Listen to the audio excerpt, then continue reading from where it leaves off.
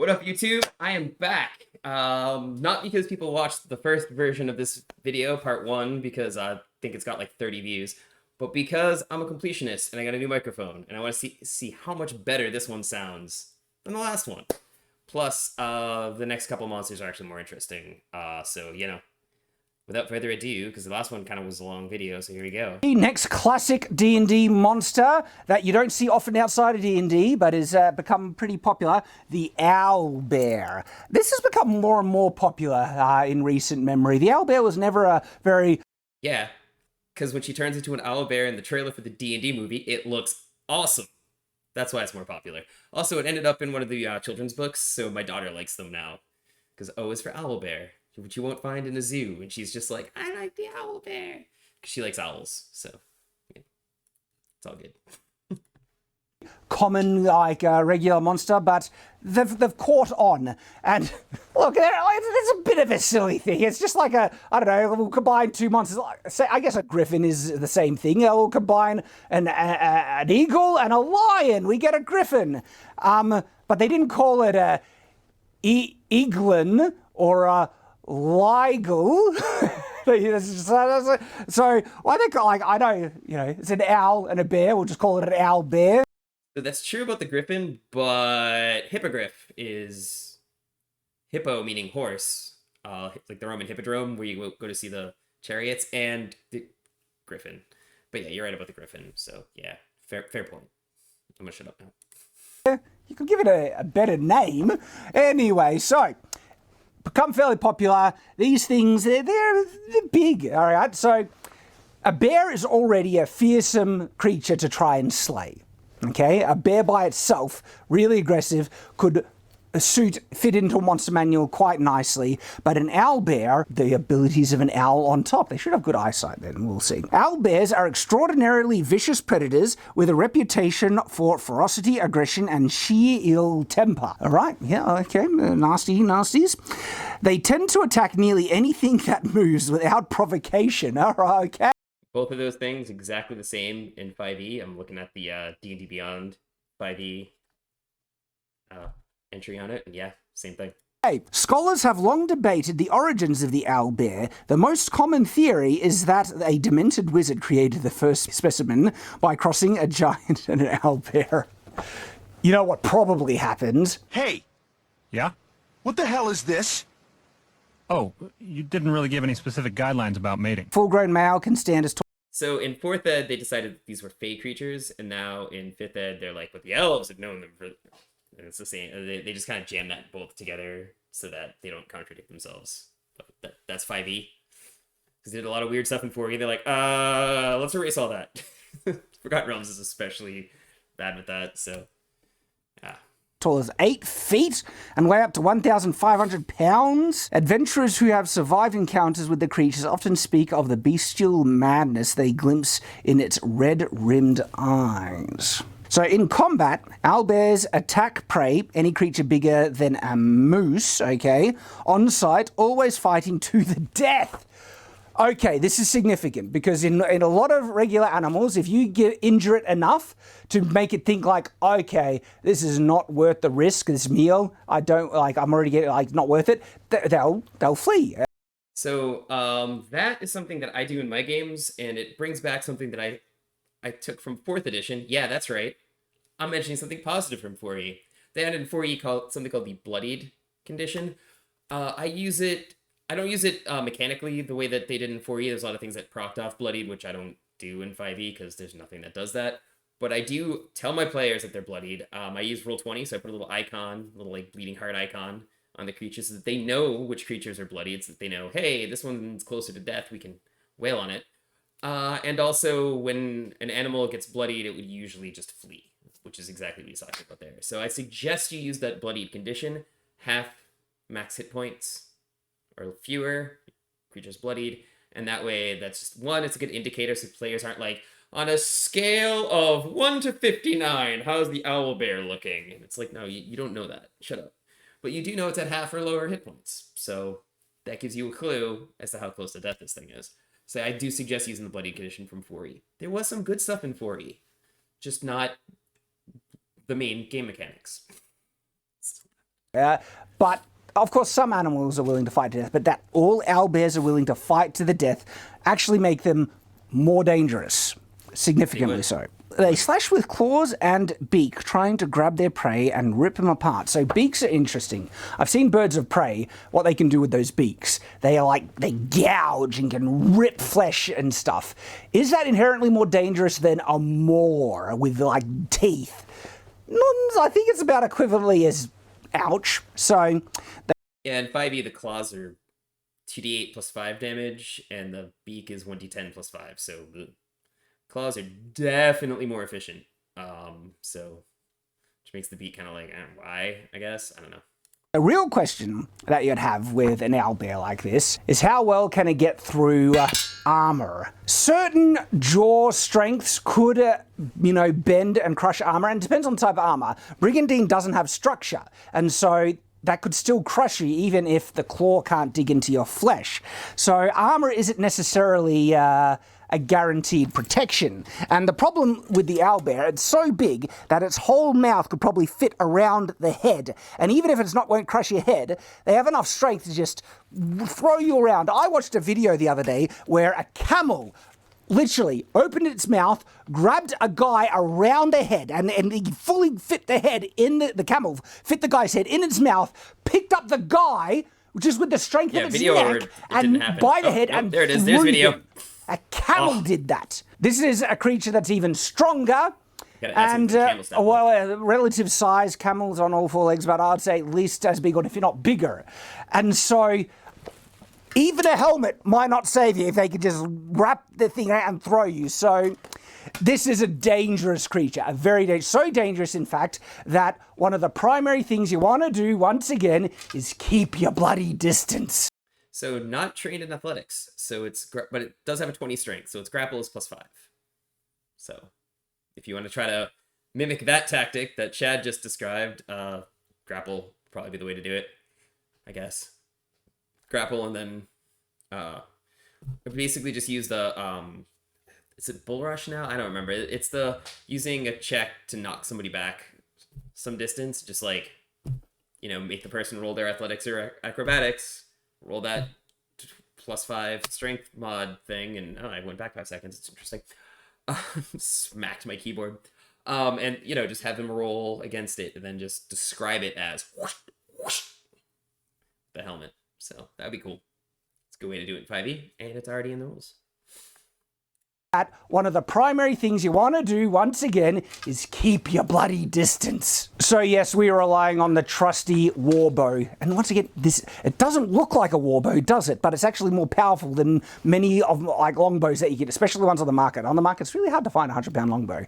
But 110-pound, and so just pin cushion it with as many arrows as you can. Get to some area where the creature is hard to reach, like if you can get on top of a cliff. They should be able to climb trees just like bears. Or if half the new races in 1D&D have flight, just fly.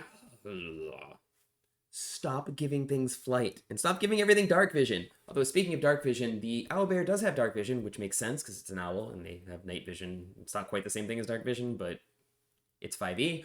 They also have advantage on wisdom perception checks that rely on sight or smell. So they can smell like bears and they can see like owls. So you ain't hiding from that. That's about all they have, though. They're not that interesting. So that's not a guaranteed thing, because if it's rushing you and you haven't killed it with enough, because it'll fight to the death. Okay, big sword. One of the advantages of a big sword is that you can use it like a spear and just hold it out, because the next thing is, of course, a spear-like weapon, either an actual spear or a halberd, and just let it hopefully run onto the thing. Look, it's a very dangerous. Take Sentinel and Polearm Master. That's when Sentinel and Polearm Master really come in handy. No. Just no.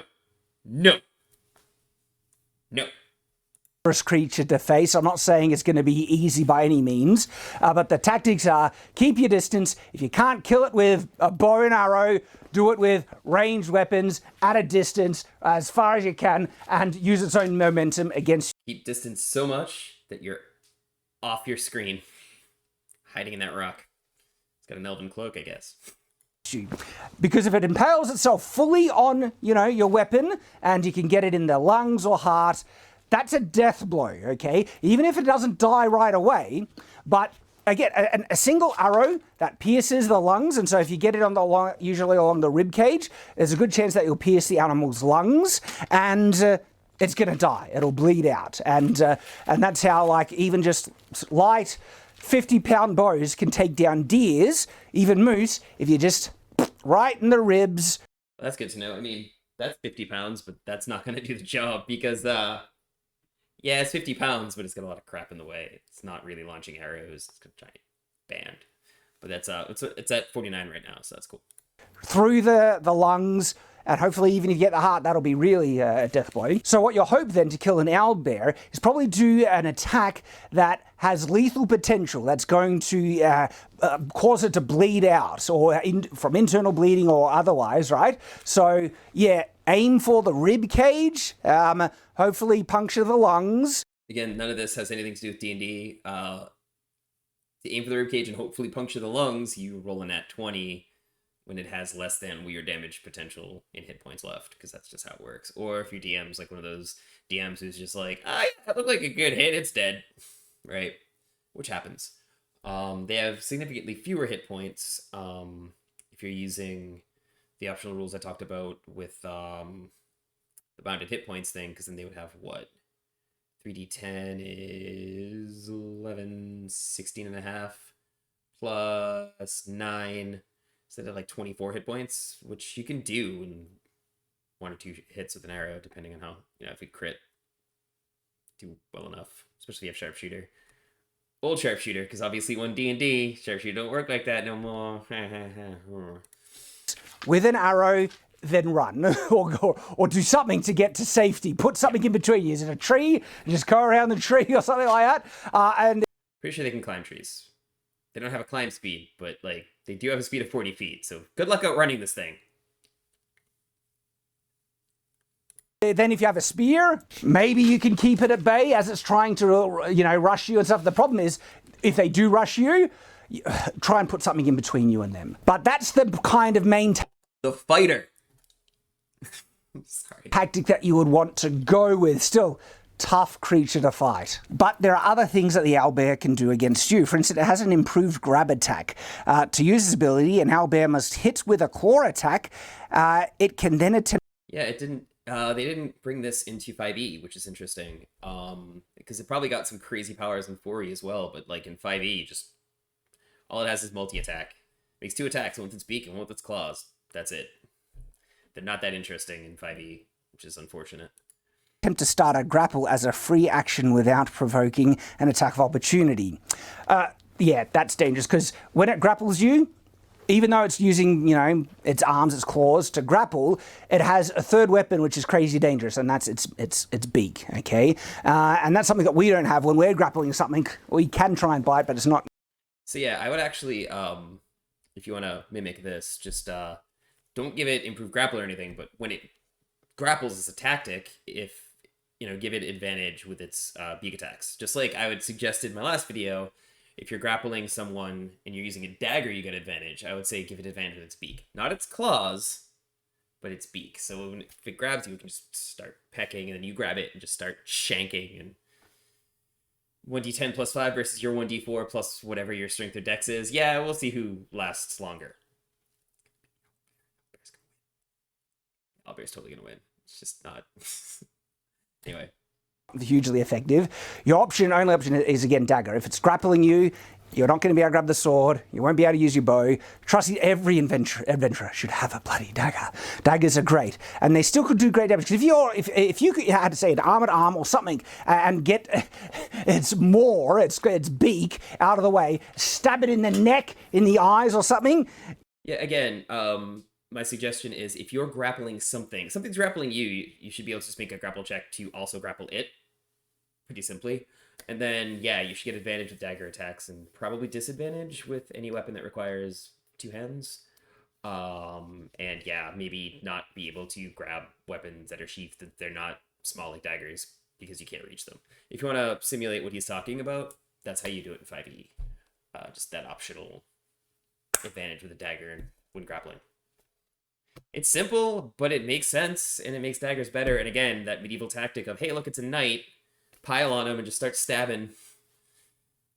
It worked, and the advantage would give you a better chance of getting through that 18 to 20 armor class. With an Owlbear, it's only 13, so, you know, you're just going for the extra crits, hopefully, or the, it's not, unless you're ice pick gripping or doing something else, it's, or, you know, if you're a rogue, sneak attack. But if you're a rogue and you're grappling an Owlbear, you're doing it wrong. You're doing rogue wrong. You might be able to kill it while it kills you. I don't see how you'd be able to survive once it grapples. Magical armor, maybe. Full plate, maybe you'd be able to survive and then take it out with your dagger. That's one of its only special attacks, so oh boy. That's enough. Yeah, it has no special attacks in 5e, except for the thing that everybody gets, which is multi-attack. I hope when they do the 1D&D Monster Manual, they bring back things like that, because that was pretty cool. Especially with the... they do have this in 5e, they just didn't give it to a lot of monsters, but with the thing where you, like, dice roll to regen powers, that was cool. Also from 4th Ed. Yeah, I sometimes defend 4th Ed. Didn't like the way that they handled classes, but, like, a lot of other things were pretty good in 4th. But anyway. Nasty. All right, Yes, now we're nasty. getting into some really, like, dangerous creatures. The Basilisk. Oh, my goodness, the Here it Basilisk. It is a reptilian monster that petrifies living creatures with a mere gaze. Surviving a fight with a Basilisk requires either careful preparation or considerable good fortune. You know my first encounter with a Basilisk? Yeah, like everyone has their first run-in with these creatures in your own lives. So when I was playing Baldur's Gate... I think it was Baldur's Gate 1, or no, Baldur's Gate 2, more likely. And I went to a random part on the map, and just as I ran into these, reptilian creatures, I'll take them, all right? Everyone's turned to stone. I was like, holy crap. So I did not survive the encounter. Rest in peace, Shad. Yeah, as it says here, surviving a fight with a Basilisk requires either careful preparation or considerable good fortune. So it's basically saying, you're probably gonna die. One of the things you start to realize when you look at the variety of ways in which you can die in Dungeons and Dragons worlds is how horrifying these worlds really are. They're nightmare hellscapes. There are so many ways to flip and die. Actually, I had a D&D character who was I constructed him around the fact that he seemed like the only sane person in the Let's first do that again. encounter. Wait, hold on. Permanently of ways in which get into these reptilian Basilisk requires either careful escapes. There are so many ways to, things you start to realize when you look at the variety of ways in which you can die in Dungeons and Dragons worlds is how horrifying these worlds really are. They're nightmare hellscapes. There are so many ways to flip and die. You just described Australia! The Australian literally just described Australia. Shad, dude, you're from Australia. Sorry, yeah. Actually had a D&D character who was I constructed him around the fact that he seemed like the only sane person in the world to realize how dangerous the world was, and so he was always like hyper cautious, like everything is death. They're about 6 feet Again, you just described Australia. long and 300 pounds. In combat, a Basilisk relies on its gaze attack, biting only when opponents come within reach. Okay. So, we need to figure out this gaze attack. It's basically casts a spell, Petrified Gaze. And what it does, it turns people to stone permanently within a range of 30 feet.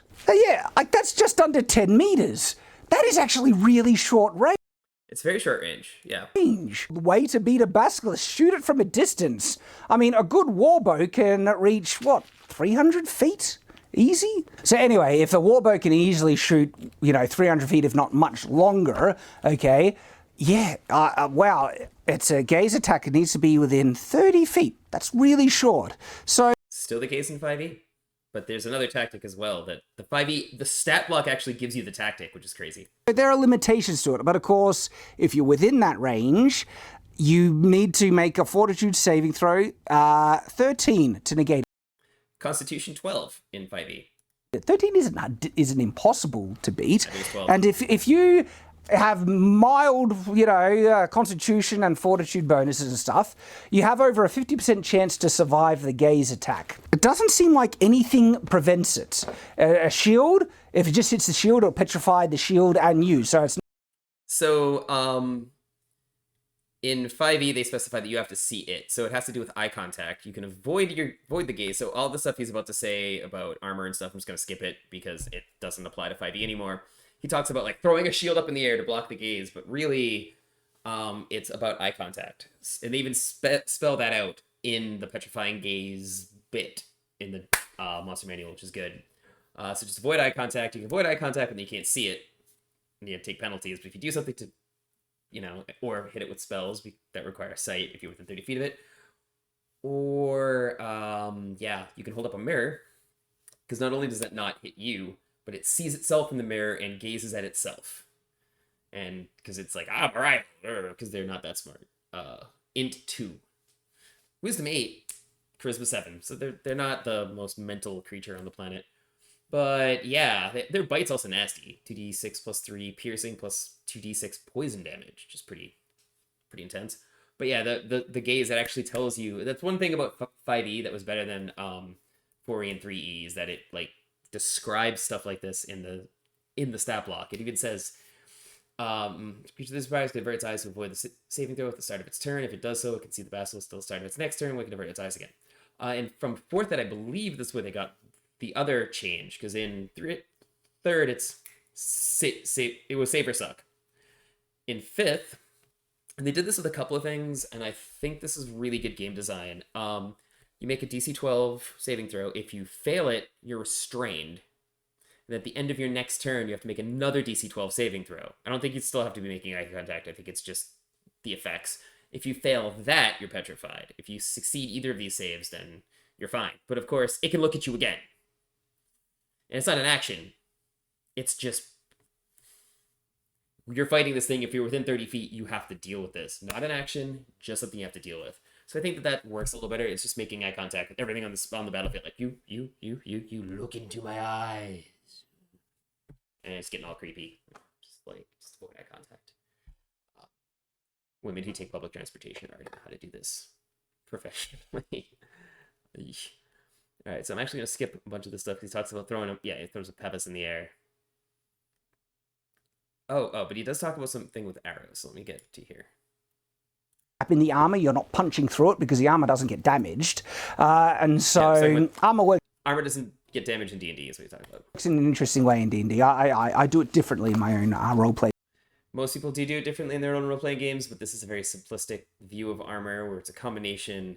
So I think he talked about how armor, it's more about coverage than how effective the armor is. It's actually both in D&D. The more it covers and the more effective the armor, the better your armor class. So it's about trying to avoid the armor, which is true in real life. Plate mail, you don't pierce through plate. You stab through the gaps. Try to go up underneath to get him in the groin. Try to get him in the armpit. Try to get him in the neck if he doesn't have a lot of mail covering the neck. Like, that's how you deal with plate mail.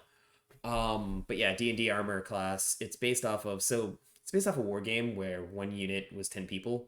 So the armor class, it was coverage and protection kind of jammed together. It was an oversimplification, and it was just how many of your people died from the attacks because of how good their armor is.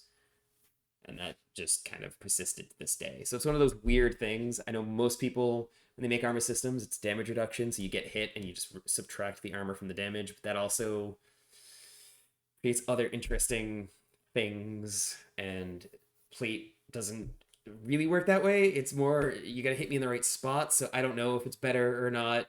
I've heard arguments for both. I've done both.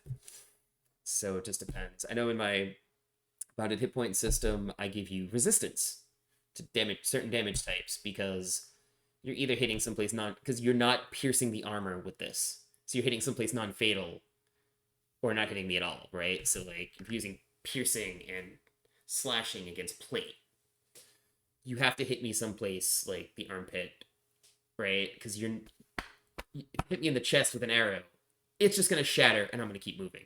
Or it shatters and I take some shrapnel, and the shrapnel is the damage. So it really just depends. So that's why I did that. But I think his system does damage reduction.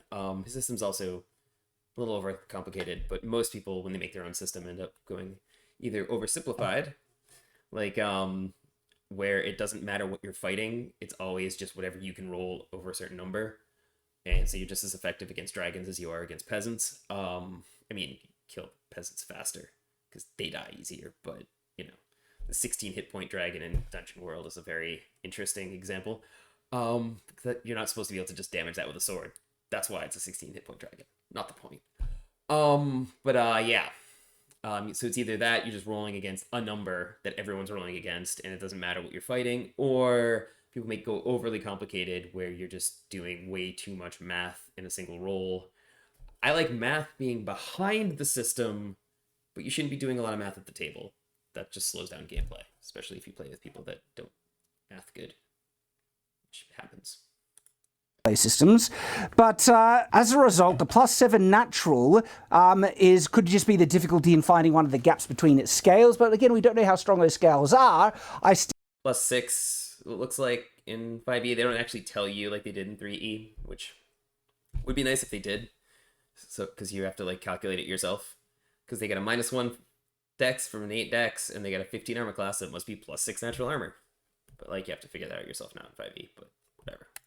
Still would say that a good, arrow shot from a war bow, especially if it's a war arrow. So war arrow, well, see, this is one type of arrow. And then you have another type of arrow with a 1/2-inch diameter, which is heavy, thick, and I'd say something big and chunky, like a proper war arrow, I would say has a very good chance of puncturing the Basilisk hide if it's trying to gauge how strong it would be with its. So, interestingly enough, another little history tidbit of D&D, because I started back in 2nd ed, and in 2nd edition, it wasn't that short bows did a d6 and long bows did a d8. It was regular arrows or flight arrows did 1d6, and war arrows that he's describing, or sheaf arrows, which is what they called them, because they were the arrows that you would stick in sheaves. I can't speak today, which is great for a YouTuber. But the sheaf arrows were the ones that did 1d8, and they had a lower range, and only longbows and composite longbows could shoot sheaf arrows. They did a d8. The flight arrows did a d6, and that's why ever since 3rd ed, short bows did a d6, longbows did a d8, because you always just took sheaf arrows, because why would you take lesser damage? So they just decided simplify it. But yeah, that arrow difference that he's talking about actually existed in 2nd ed, which was pretty cool. But yes, doesn't really matter against armor class though, and doesn't really matter in this case. But just thought it was interesting history. +7 natural, and so yeah, from a distance, if you get in close, there's the tactics you could use. Try and shield cover would be the main thing, and. Interesting. If you're within 10 feet, this is the question, okay? Do you really need to maintain too much reach, or would you want to rush it? Its gaze attack seems to function from its eyes. So, all right, there is a tactic you would want to do primarily as the main thing to fight a Basilisk if you're within 10 feet. And that is actually to grapple it. It's funny, you've been trying to avoid grappling all these creatures. The Basilisk tries to rely on its gaze attack, which means it's probably not well practiced in using its claws and attacking in melee just to begin with. And so if you're within 10 feet... Yeah, in 5e, does not have multi-attack. Just has the one bite attack, so, that's interesting. And you have an option to move before it can shoot you with its gaze attack. You would want to rush a thing, jump... Yeah, no, on your turn, you gotta do it, I think. If a creature starts its turn within 30 feet of the Basilisk, and two of them can see each other, the Basilisk can force the creature to make a DC 12 Constitution save. So it's on your turn, so you have to do this blind, is the problem. On its back and get behind its eyes, or get into an angle so it can't see you, grapple it from behind. Dagger once again. Dagger is the MVP of combat. People underestimate the dagger so much when the dagger has killed more people in armor than nearly any other weapon, because the way you kill people in armor, immobilize them, pull out the dagger, and get them through the eyes. I get annoyed at how underappreciated daggers are, except for maybe rogues, in D&D. But daggers only become viable for rogues because they're sneak attack. They're not actually viable based on their own inherent damage when they should be. Seriously, you Best option, see a Basilisk. If you're already too close to get it out of range, rush the thing, jump on it, get behind its gaze attack so it can't see you, and just stab it to... So this would actually work pretty well, given the simple house rule I had already created for this. All right, so you're trying to grapple it blind. I don't think grappling requires you to be able to see the creature. I don't know if you get a penalty on that for being blind, so that's interesting. I'd have to look that up. Or check out Sage Advice, because, I mean, Jerbear probably came up with a ruling on that at some point, but I don't even know. But once you're grappling the creature, yeah, you're averting your gaze, but you've got it grappled. So you're averting your gaze, which means you're unable to see the creature, which means you attack at disadvantage. You pull out a dagger. According to my house rule idea, you now have advantage. They cancel. Now you're just making normal attacks against it. I mean, yeah, you're using a dagger, but you make normal attacks, and yeah, it would cancel out, and you're not getting turned to stone. So essentially, you are just putting its face away from you and trying to stab it wherever you can. So it actually works. So your tactic would work in 5e with my one simple change, which makes daggers much cooler.